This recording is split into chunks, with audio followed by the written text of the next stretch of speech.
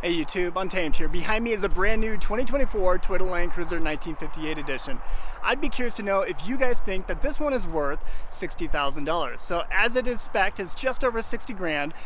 Base price right around 57,000. So do you think it's worth that price tag? Because technically this is the most affordable Land Cruiser that we can buy now. You have the Land Cruiser trim and then the first edition that comes up to $77,000, $78,000.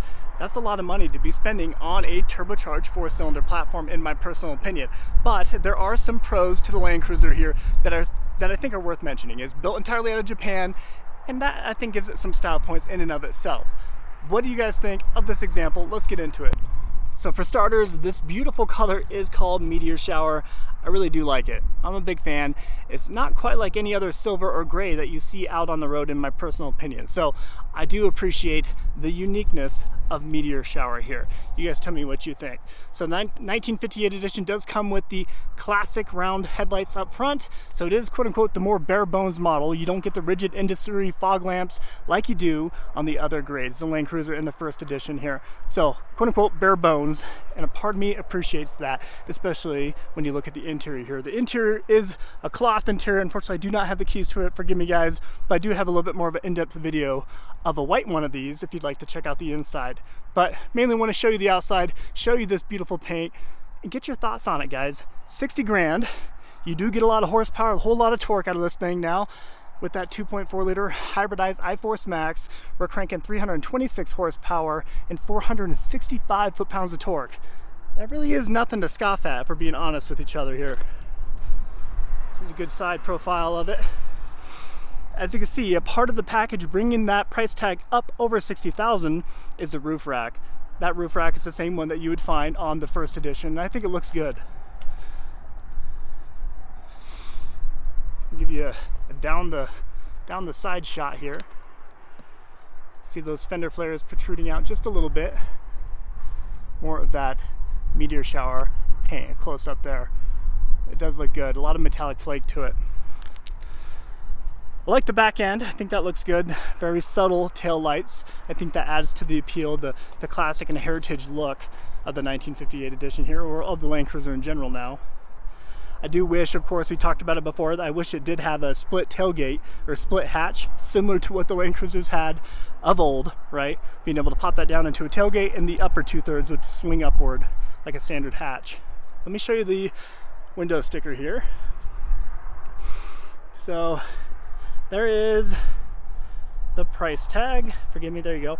So $60,443 for this 1958 edition.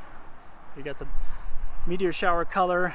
That is the goodness of the Land Cruiser still entirely built out of Japan. You know, the Japanese do take tremendous pride in this nameplate, in the Land Cruiser nameplate. So I would be hopeful that this does well when it comes to quality control. Give you an idea, sorry, it's kind of, there you go. There's the options on it, on this particular one. You got the roof rack, paint protection film, dash cam. That's what brings it up from that $56,000 price tag starting point up to over 60,000, but that does include that mandatory delivering, processing, and handling fee. You know, I appreciate the FJ Cruiser-esque. Let me give you a better view there. Side view mirrors, that looks good. The hood, you got two sweeping lines out the exterior on the sides of it. I think it's a sleek look, similar to what we had in the 200 series. The 200 series had a little bit more of a dip down bow in the middle. Let me show you a good look underneath. Have some skid plates under here.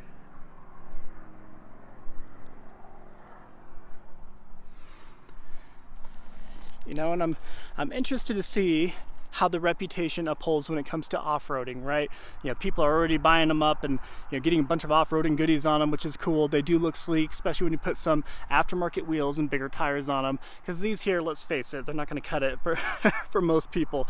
And the combined MPGs on this is 23 miles to the gallon, and part of that is making sure that they outfit it stock OEM with tires that are going to allow for that best fuel efficiency.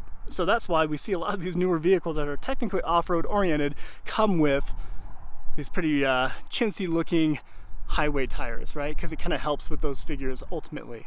So I'll wrap up the video there, guys. I just want to do this walk around, get your thoughts on it. Is it worth that $60,000 price tag? let me know. If you appreciate this type of content, as always guys, I do sincerely respectfully ask that you do like and subscribe. Your support means a lot, and I certainly appreciate it. Till next time.